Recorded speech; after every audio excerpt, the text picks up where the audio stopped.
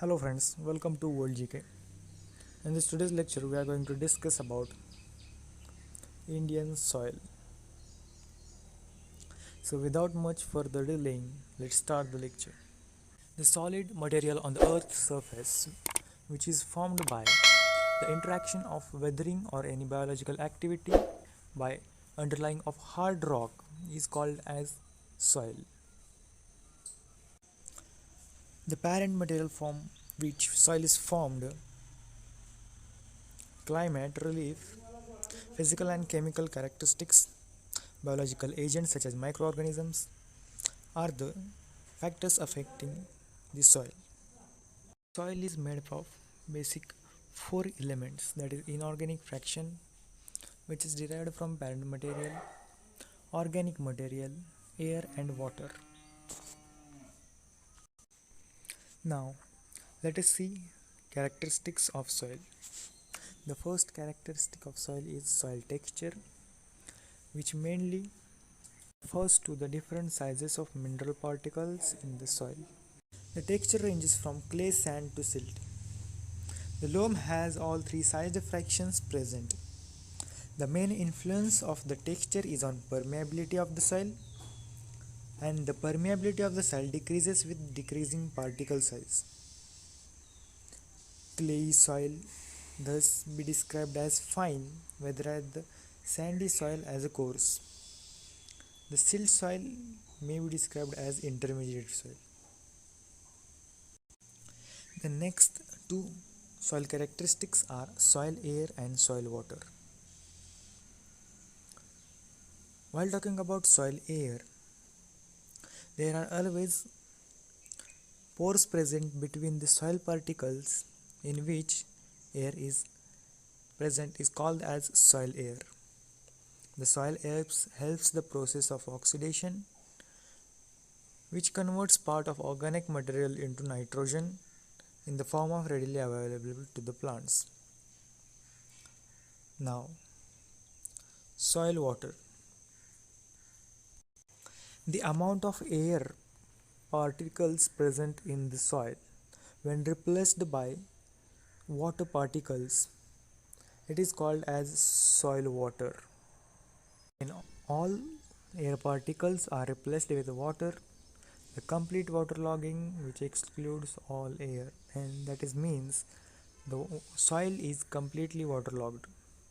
In damp climate, especially in high altitudes where the evaporation rate is low, water tends to move predominantly downward, particularly in cross-grained sandy soils. This dissolves the soluble minerals in the soil together with the soluble humus material and carries both downward. The process is called leaching or eluviation. A typical leached soil is known as padozol, a Russian word meaning ash, because the surface layer is often grayish or ash colored. In hot arid climate, evaporation exceeds precipitation. In hot air arid climate, evaporation exceeds precipitation for a greater part of the year. So, water moves upward and soil dries out. This process is called as salinization. The next soil characteristics is soil color, and it is determined by amount of organic matter and state of iron in the soil. The soil color is related to soil drainage, with free draining well aerated soils having rich brown colors. On the other hand, poorly draining soils are referred as glazed, developed under anaerobic conditions, and grey or blue-grey color. Such colors are a result of oxidation reduction.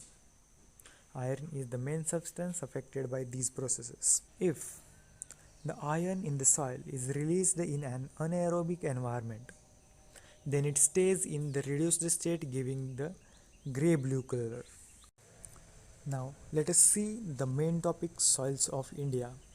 Here you have to remember about National Bureau of Soil Survey and Land Use Planning, which is an institute under Indian Council of Agriculture Research and responsible for studies on the Indian soil.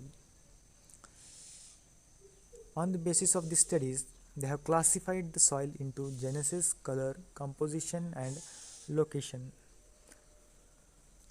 into the following types. Now let's see these types in which soils are classified. The first soil of type of India is alluvial soil.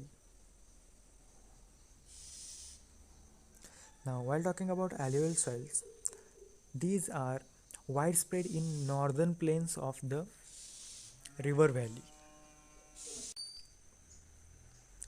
These soils cover 40% of the total area of the country. They are depositional soils, that means the soil particles are first transported and then deposited by river and the streams. Though a narrow corridor in Rajasthan, they extend into the plains of Gujarat. So let's see in the map. As you can see here, the bluish color represent the alluvial soil. So here in the northern plains you can see the alluvial soil. Here in Gujarat, in the coastal region, the alluvial soil is deposited by near the delta regions of the river. In the peninsular region, they are found in deltas of the east coast and in the river valleys. In the upper and middle Ganga plains, two different types of alluvial soils are developed, that is Khadar and Bhangar. Khadar is new alluvium and is deposited by floods which are occurring annually, which enriches the soil by depositing fine silts. Here you can see in Khadar there is a fine silt particles, and in Bhangar the older alluvial soil is present which is deposited away from the floodplains. Both the Khadar and Bhangar soils contain calcareous concretions, that is conchars. These soils are loamy and clayey and are present in the lower and middle Ganga plain, also in Brahmaputra valley. The sand content decreases from the west to the east. They yield splendid of rice, wheat, sugarcane, tobacco, cotton, jute, maize, oilseeds, vegetables and fruits. So these are the crops and vegetables grown in this alluvial soil. So in this map you can see the distribution of alluvial soil, which is about 40% of the total soil of India. So here in east coastal you can see the alluvial soil deposited in delta region, here in Brahmaputra valley and Ganga plains, in some part of Rajasthan, Punjab and Gujarat. So these are the representation of alluvial soil in India.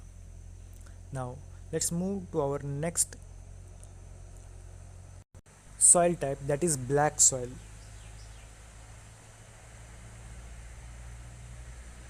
Black soil covers most of the Deccan Plateau, which includes Maharashtra, Madhya Pradesh, Gujarat, Andhra Pradesh and some parts of Tamil Nadu. Let's see in the map. As you can see here, black soil covers Maharashtra, Karnataka, Andhra Pradesh, Gujarat, Madhya Pradesh. In the upper reaches of Godavari and Krishna and the northwestern part of Deccan Plateau, the black soil is very deep. Here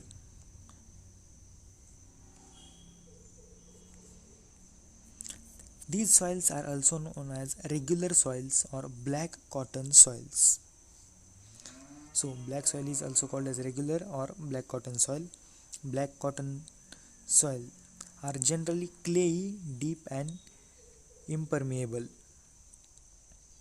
They swell and become sticky when wet and shrink when dried.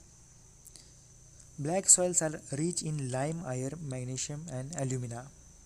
So these are the main minerals occurred in the black soil. They also contain potash, but they do not contain or they have lack of phosphorus, nitrogen, and other organic matter. The color of the soil ranges from deep black to grey. Now let's see some crops or vegetables which are grown in the black soil, that are cotton, maize, jawar, linseed, Virginia, tobacco, castor, sunflower, and millets. These are the major crops which are grown in the black soil.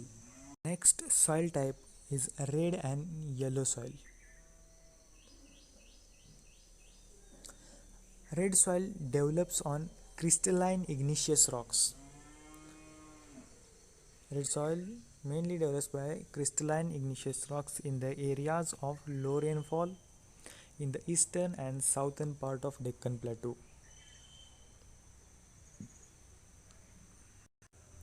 Here you can see that in the southern and eastern part of Deccan Plateau, the part which is in red color are covered by the red soil. So this is the distribution of red soil in the Indian subcontinent. The soil develops a reddish color due to wide diffusion of iron in crystalline and metamorphic rocks.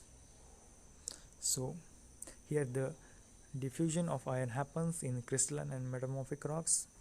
It looks yellow when it occurs in the hydrated form. So this is the why it is called as red and yellow soil. The fine grained red and yellow soils are normally fertile soil. So this soil is a fertile, whereas the coarse grained soil found in a dry upland areas are poor in the fertility. If the red and yellow soil is fine grained, then it is fertile, and if it is coarse grained, it is poor in fertility.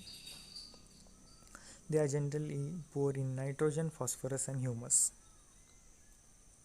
Now these are the crops which are grown in the red and yellow soil.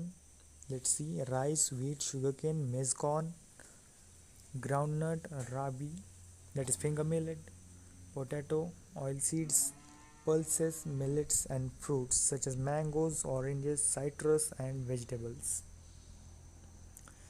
So let's see the next soil type, which is laterite soil. Laterite soil has derived from Latin word later, which means brick. The laterite soil develops in areas of high temperature and high rainfall. These are result of intense leaching due to tropical rains.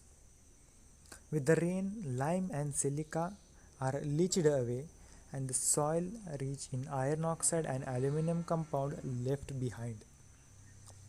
Humus content of this soil is removed fast by bacteria that thrive well in high temperature. These soils are poor in organic matter, nitrogen, phosphate and calcium, while iron oxides and potash are in excess. Hence, laterites are not suitable for cultivation because they are of lack of nitrogen, phosphate, calcium and many other minerals. However, application of manures and fertilizers required for making the soil fertile for cultivation. Obviously, we have to apply high number of manures and fertilizers to make it for able to cultivate. Laterite soils are widely cut as bricks for use in house construction. So the main use of laterite soil is brick making purposes. Now moving towards our let's see the distribution of laterite soil. So as you can see here, These parts, skinny color or faint red color, you can see these are the laterite soils. The next two soil types which occur in the Indian subcontinent are saline soils and peaty soils. Saline soils are also known as Usara soils. The saline soil contain large population proportion of sodium, potassium and magnesium. So these are rich in saline soils and thus they are infertile and do not support vegetation growth. They occur in arid and semi-arid regions and in waterlogged and swampy areas. Structure ranges from sandy to loam and lack in nitrogen and calcium. Whereas peaty soils, they are found in areas of heavy rainfall and high humidity, where there is a good growth of vegetation. Large quantity of dead microorganic matter accumulates in these areas and this gives humidity and organic content to the soil. Organic matter in this soil may go even up to 40 to 50%. So peaty soils are highly fertile soils. Now the last subsoil type is forest soils. As the name suggests, forest soils are formed in the forest areas where the sufficient rainfall is available. These soils vary in structure and texture depending upon the mountain environment where they are formed. They may be loamy and silty on valley side, coarse grained in upper slopes due to high erosion. In the snowbound areas of Himalayas experience denudation and are acidic with low humus content. The soils found in the low color valleys are fertile. So this is all about the today's lecture. We have discussed about the Indian soil and characteristics, their types. So if you have liked the video, please share this video with friends and subscribe the channel. Thanks for watching the video.